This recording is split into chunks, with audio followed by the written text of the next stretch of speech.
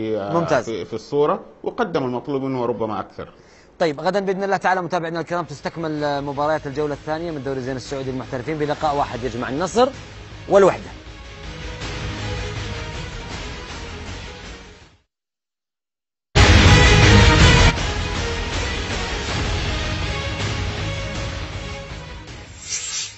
غدا تستكمل الجولة الثامنة من دوري زين السعودي للمحترفين بمباراة واحدة فقط يستضيف فيها النصر فريق الوحدة على استاد الملك فهد الدولي بالرياض. النصر في هذا اللقاء لا يقبل كل محبيه بشيء سوى الفوز واقتناص النقاط الثلاث حتى لا يتسع الفارق بينه وبين أصحاب المراكز الأولى كثيرا، خصوصا وأن الضيف الكل أخذ منه نصيبه من النقاط.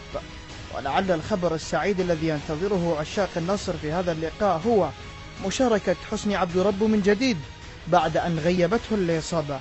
الوحدة وآه على حال الوحدة، أكثر الفرق خسارة في دوري زين حتى الآن ب6 مباريات وتعادل واحد فقط، والفرسان لا يعرفون الفوز حتى الآن. إن سارت الأمور غدا كما هو الحال في الجولات الماضية فلربما يكون اللقاء من طرف واحد وتكون الخسارة السابعة لأبناء مكة هي مباراة الغد.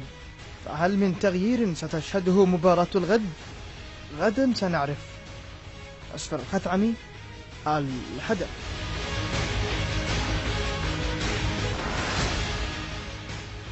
طيب، شكرا مسفر الخثعمي اللي صوته هادي في التقرير، لكن بكرة بعد نهاية المباراة الصوت يرتفع شوية.